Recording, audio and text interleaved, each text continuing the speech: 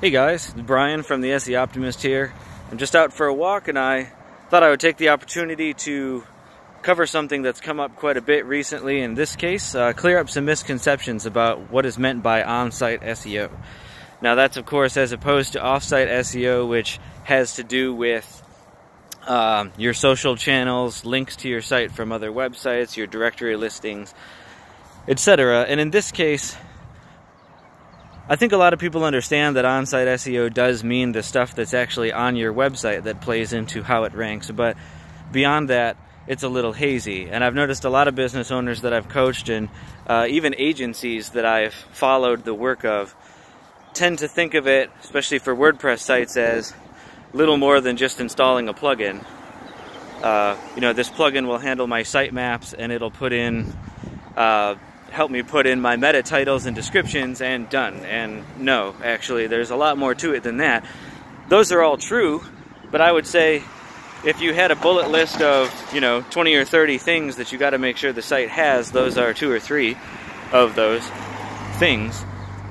So what it really means beyond that is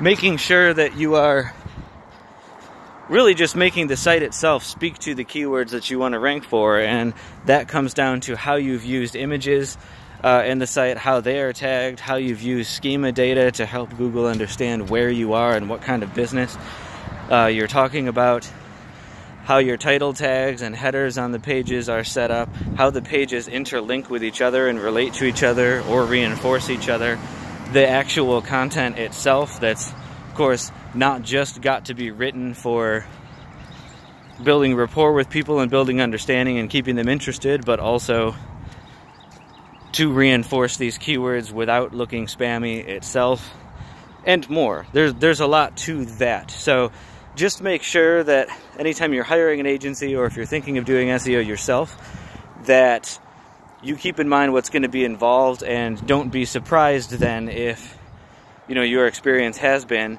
well, I installed the Yoast SEO plugin in my WordPress site and not a whole lot has happened. Well, there's a lot more to it than that.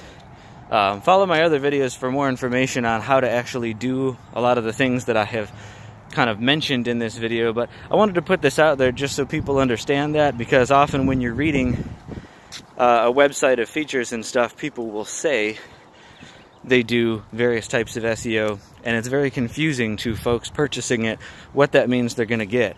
And they're not very specific a lot of times. I've seen agencies that claim they're going to do SEO, and the extent of what they're doing is putting the business on directories, which, yeah, that's important, but to call that doing SEO is saying I'm going to reach in a toolbox of 100 tools and pull out one wrench and call that having a toolbox.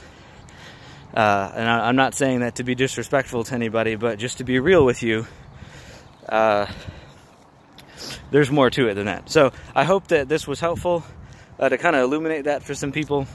And if you have specific questions you want me to address in another video, let me know.